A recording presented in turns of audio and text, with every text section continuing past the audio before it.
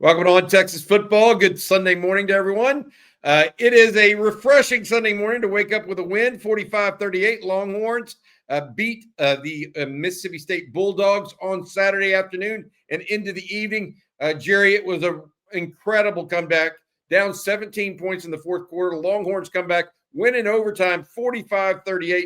So many big plays in this game, but it was the never say die attitude of the Texas offense and defense in that fourth quarter. Texas outscored Mississippi State 24-7 in the final stanza before winning in overtime. Just a tremendous all-around effort to make it happen for them. This episode of On Texas Football brought to you by our friend Adam Lowy over at the Lowy Law Firm. Let's talk about that fourth quarter a little bit, Jerry. The Ryan Niblett punt return. Arch Manning starts throwing the ball deep with success to Ryan Wingo and others. It was a sight for sore eyes for Texas football fans. No, it really was. I mean, it was an amazing game. Being on the watch with us Saturday was crazy for that game because the ups and downs. Again, it felt like an NCAA tournament basketball game. The whole season has, as it turns out. But yeah, the grit, the toughness, the fight. I mean, especially after last week, right? I mean, have to do it a different way, I think was the key for me. This was two different kind of really back against the wall wins. Last week was as ugly offense as you'll ever see, having to find a way to win a game in overtime on a field goal, right? A fourth down stop. It was the defense that won last week. This week, down 17, the defense finally started to break to the point where PK had to change up what he ideally wanted to do. Then the offense had the rep come and win it to help the defense. So that's if you're Sark and you talk to your team Sunday or Monday, that's going to be one of my calling cards is, look, just think about the last 2 weeks. We had to win the first one with defense and special teams. And this last one against Mississippi State, we run in a way we hadn't this year, which is showing growth. Offense to go with a punt return and to help the defense out. So that if you're the coach, you can build off of this as long as you can find enough consistency on offense. But you can build off of how you won games and how your team had to respond in two different ways to win road games back-to-back weeks. Play of the game for you, the Niblett special teams touchdown? That has to be the play of the game. Yeah, that has to be the play of the game. For me, I mean, hey, almost the Emmett Mosley catch in overtime too. I mean, but yeah, I would say the Niblett punt return. And the play of the game was them kicking the Niblett too. I mean, I think there's two parts of it. Actually, my number two play would be the Parker Livingston second touchdown because you never know what happens if that ball's not completed after that. And that at least started to give the offense some life, even though then a shovel pass went for 62 and a touchdown after that. The offense started to show signs of life on that drive and on that catch. So, but yes, Niblett's punt return was number one. On offense overall, Arch Manning goes 29 of 46 for 346 yards, 3 touchdowns, 1 interception, Jerry. Then goes out of the game in overtime, gets knocked on the head pretty good by Mississippi State. Clearly is concussed or at least under the weather, clearly, wobbling into the tent.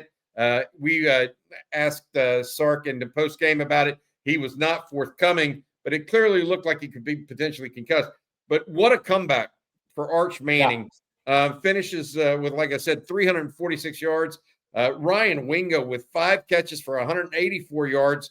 He dropped a couple, which could have even put him in the 230s or 240s. But overall, it was an offensive performance unlike anything we've seen against another Power 4 team this year. It was a explosion of sorts. They scored 24 points on offense in the second half, not just the extra touchdown on the Ryan Niblett punt return. What was your thoughts about the offense as a whole and how it almost felt like they simplified everything and said, okay, we got to chunk it around the yard in the fourth quarter. And all of a sudden, Arch Manning comes alive. Yeah, I thought this was the first game all season where you saw what the receiver core could actually be. You know, I mean, while the numbers, I mean, Wingo, Mosley, and Moore combined for 15 catches for 290 yards and 2 touchdowns. Then Parker Livingston off the bench had 2 touchdowns as well. But I thought that the way that trio kind of played, and you said it, Ryan Wingfield had 240 yards in this game. But Emmett Mosley, the sure catches, the big catches, DeAndre Moore, some key catches without having explosive plays, but he made some key catches in that game. I thought it kind of showed you what this wide receiver core could look like. And I do think one of the things with this offense, part of the season, was that, Emmett Mosley was recruited to be a starter on this team. And he missed a lot of the early part of the season, right? So his first game as a Texas Longhorns against Florida. I mean, that's a ways into the season. So he's just now getting comfortable, right? I think Ryan Wingo, while he's still had a couple of drops, he's starting to find it a little more. Sark, I think, is finding ways to get him the ball a little bit more and get him in the space and let him run. DeAndre Moore does his thing. So it was really what we've seen, the most of what we've seen with this wide receiver core could look like if they start playing together and getting experience with Arch, and then Arch making the plays he did. And it's just so unfortunate that he took the hit and had to go out of the game, because even though Matt Caldwell comes in and throws the touchdown, I have a feeling Arch Manning and Texas were going to score anyways at that point in time. But it was really good bounce back for Arch, and nobody can ever – we can question the consistency or the accuracy. Sometimes we'll never be able to question his toughness and how much it means to him to wear the Texas uniform. Yep. All right. Going to talk a little bit more about the offense and talk about the defense. But first, let's say thank you to our sponsor, Adam Lowy over at the Lowy Law Firm. If you've been injured in a car wreck, truck wreck, automobile accident of any kind and think you might be due compensation, reach out to Adam and his firm for a free, no strings attached consultation. Again, that's loweylawfirm.com. Give Adam and his group a shout if you've been injured in a car wreck and need help. They've been helping injured Texans for 20-plus years. All right, Jerry, got to also talk a little bit about the offensive line, because Texas made a switch in the second half. Connor Stroh went in for Nick Brooks at left guard. It seemed like after that happened, they still were blitzing the you-know-what out of Texas and getting home. But about midway through the third quarter, it felt like things kind of slowed down. They were able to start slowing the blitz. And then lo and behold, they got some good plays, big plays going, and Arch had some time to throw, and things started popping. You think that's a move they will likely move long-term to now with Stroh at left guard? I still think that's to be determined. So I think there's my take on that. There's a couple of things are in play there. Did the Mississippi State defense get tired a little bit in that point late in the game as well, when Arch had more time to throw the football? Was that a little bit part of it too? But look, I mean, a few weeks ago where Connor Stroh was out and that experiment was over, and that was Nick Brooks. And now Nick Brooks is out and Connor Stroh's back in. I'm not sure it's a season-long fix, the rest of the season-long fixer. I don't think this is played out that way at left guard. I think there are probably a couple of things that played into it as well. And I do think the Mississippi State defense, credit to Texas, obviously Mississippi State defense looked a little winded. Those blitzes weren't really had the same oomph that they did early in the game. So I think there's a little bit more at play with it, and I think you got to kind of look at all of it. But whatever happened, one thing I think we'll see again, Bobby, Vanderbilt's going to test that gap. Yeah, Vanderbilt will test that gap this week early in that game, and whoever's left guard and whoever's center, they're going to see who stands up to it and how that works out, because I don't think teams are done playing games or blitzing that gap. Nor should they be, given recent experience. I will say this: I think they're going to go with Stroh. They have to, barring the comeback. But long term, to your point, we'll have to wait and see. Defensively, man, usually you say tale of two halves, but it wasn't really two halves. It was tale of 3 quarters versus 1 quarter. Longhorns, with about 13 minutes to go in the game, really put the locks and the clamps on Mississippi State. They started blitzing the you-know-what at them, ended up with 7 sacks on the day. Anthony Hill with 2.5. He was all over the place, Jerry. Not only that, Ethan Burke had a really solid game, 7 tackles, had that final strip sack of the quarterback to close it out. Lance Jackson played well, Murad Watson, but Alex January on the interior really had a nice game, I thought, for the Longhorns. All in all, it was a disruptive front that ended up being the difference for Texas in that fourth quarter. Yeah, it really was. And look, I thought, Ethan Burke, again, great game. But Anthony Hill, you mentioned Anthony Hill. And I think myself, I can't speak for all the fan base, but I've been waiting on him to blitz the quarterback because I still think that's his strength as a player. You can go back and watch him in high school, then early on at Texas. And I know he's trying to develop as an all-around linebacker. And I think Texas is doing a great job trying to help him develop that as an all-around linebacker. But he's going to make his money in the NFL getting after the quarterback and the ball carrier. That he is a forward-moving force at the linebacker position. And I think it was great to see him blitzing the quarterback because I think he can get home.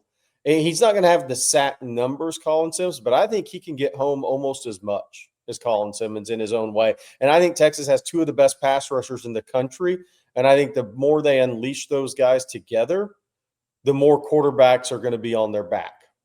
Yeah, it was interesting. They went more with Ethan Burke instead of Trey Moore late in the game. Lance Jackson, the true freshman, was in on the game's final play at one defensive end spot. They clearly were trying to get upfield and do that. And I think they have a lot of guys, and they're getting after it. They also made a move with Anthony Smith in the fourth quarter, inserting him over Leonga Lafau. I think they knew they needed more speed on the field at that point. The secondary was missing Michael Taft, though, Jerry. No doubt about it, from either a communication point or a play standpoint. Taft, there were some wide open folks in the Texas secondary on Saturday. Yeah, there were. And look, it's interesting. Look, Mississippi State had more speed, out-and-out speed, with Brennan Thompson, who was racing by Florida the week before, and a lot of people this year, and Anthony Evans, then maybe save Ohio State, but it's different, right? It's still different. More than anybody else Texas has played this year. As far as, hey, these guys run 10-3, and here you go, and we're going to run them deep through our scheme. So that was a different look for Texas, I think, than what they have seen this year. But with Michael Taft out, he's the eyes for the Texas coaching staff. He's the guy that ties the whole thing together and communicates and makes sure everybody's on the same page. So Texas played without their point guard on the defense against Mississippi State last night. That's what happened. And anytime that point guard is taken away, then somebody else has to take on the role of communicator and leading the communication. And that, Jelani McDonald, who he played really well in that game. I don't know if he necessarily took on the role of the key communicator. I almost don't know if you want to put him in that role because he's just so good reacting and playing football right now for the Longhorns. But that was a big loss on the back end of this defense when you lose your point guard. And I'll say this, what we are seeing, Bobby, whether Michael Taft plays or not, is teams are attacking one guy a lot more than everybody else, and that's Jalen Gilbo. They're testing him at corner. They're testing his ability, his short area quickness, his reactive quickness, his ability to turn and run, whether that's crossing routes or getting behind him. You're seeing teams go after the same guy. And that's going to be something we will continue to focus on the rest of the season, is who are teams attacking on this defense. McDonald led the team in tackles on Saturday, Jerry, with 14. Yeah. He got after it a little bit, made a fourth down stop as well as numerous others. A really big game for him. Big game for a lot of guys. Stat game on both offense and defense. I tell you what, special teams had been pretty special for Texas the last 2 games. And then Mason Shipley goes out there, Jerry, and doesn't hit a 29-yarder. And you're thinking, okay, this is the game that's going to do in Texas. They're just not getting it done. They had a batted pass that ended up being a touchdown for Mississippi State, a pick from Arch that actually was in Parker Livingston's hands, although it would have been a difficult catch. It just seemed like it was going to be one of those days for Texas. day late, dollar short for Texas. Then all of a sudden, Texas starts their comeback. And then right before the 2-minute warning, Ryan Niblett with a long punt return for Texas, absolutely scintillating, literally lifted this Texas up for the third straight game. Remember, he had that fourth quarter punt return against OU for a touchdown. He had 2 40-plus yard returns against Kentucky a week ago. I don't know if he's going to be All-American at punt returner, but there's got to be a short list with him. He has been fantastic this year, and Texas needed that. And that punt return, and Sark mentioned it in the overtime, Jerry, I want to say this. Not only was it just Ryan Niblett, Marshall Landwehr had a big block down the sideline. Yeah. Cade Phillips had a good block. Jordan Johnson-Rebel had a good block. Ty Anthony Smith had a big block, and Derek Williams was kind of running interference down the sideline. They're playing that punt return about as well as it can be played right now. No, they really are. I mean, and look, Ryan Niblett is probably, I don't want to hyperbole this. I think he's improved more than any other player over the course of this season from a confidence standpoint. Because I always go back to the Ohio State game when he wasn't really willing to field punts. And Texas lost some hidden yardage in that game. And you fast forward to the Kentucky game last week, and he caught that ball at midfield in a contested punt catch situation, then had to make somebody miss. I don't think he makes the play on the ball against Ohio State a few weeks before that. So you've watched his confidence grow, and then you've watched him absolutely start to maximize his opportunities around that. And to make the plays he has back-to-back weeks on the road in SEC play, and you could argue are the reasons you won or put you in a position to win. I don't think walking out of the Ohio State game, any of us thought that was going to happen. We just didn't see that coming. No, because he's been theoretically or potentially the player of the game in 3 straight weeks for the Longhorns. Yeah. Now, Arch had a whale of a fourth quarter, but don't get me wrong, I'm not saying he was definitively the player of the game, but he impacted winning 3 consecutive weeks. He literally, if you really got down to it, you could say he was the MVP of these last 3 games as a whole. It just a crazy transformation from a guy that admittedly thought about transferring at some point in this offseason. All right, Jerry, overall, this game, Longhorns come from behind. The confidence level has to be building. You mentioned, and I agree with this, the variety with which they won a couple of these games. Yeah. Defense a week ago against Kentucky, offense yesterday against Mississippi State. What are you thinking as the Longhorns now get this first week at home in a month against a Vanderbilt team that's 7-1, top 10 in the country? One of my thoughts is scoring on a 62-yard shovel pass in the middle of the field can break the back of a team. Because I'm not sure how many times I've ever seen a shovel pass in the middle of the field go 62 yards for a touchdown. Maybe untouched, maybe a hand on him. Especially after Texas had just come back and Parker Livingston had the great catch.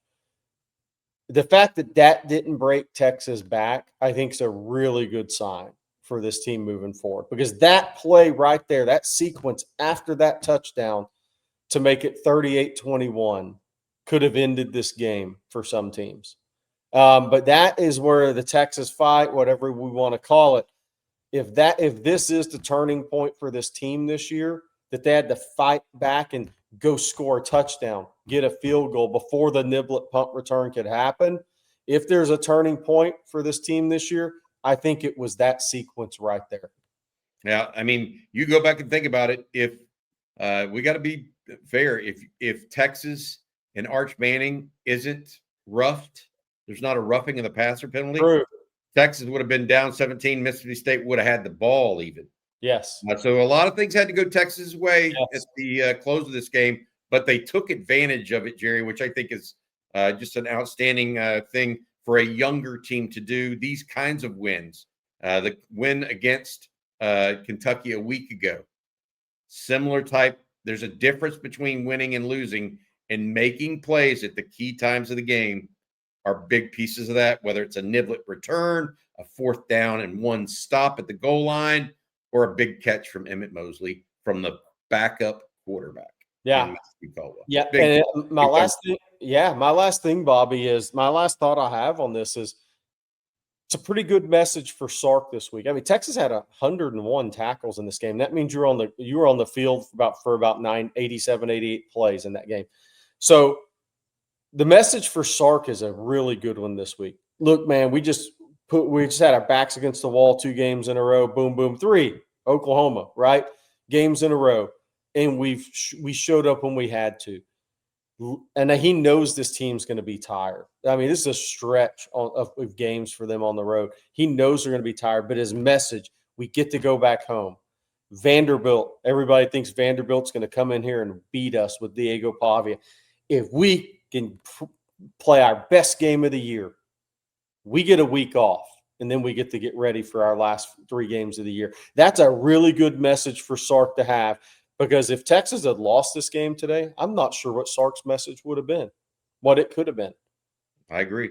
I think there's some thought process to that. That is fair. All right. Thanks again to our sponsor. That is Adam Lowy over at the Lowy Law Firm. If you've been injured in a car wreck, truck wreck, or automobile accident of any kind and think you might be due compensation, give Adam, our friend over at Lowy Law Firm, a call. University of Texas Law School grad. He's been helping injured Texans for 20 plus years. All right, Jerry, we'll be back with more later today. We have grades coming up with Coach Shipley, as well as CJ Vogel and Jeff L., as well as Second Watch with Rod Babers. And then tonight, you get back on with Rod Babers and answer questions from fans around 7:15 on the live stream. We will have more on TexasFootball.com as well. Make sure you check us out. For Gerry Hamilton, I'm Bobby Burton. This has been Rapid Reactions, Book of Horns.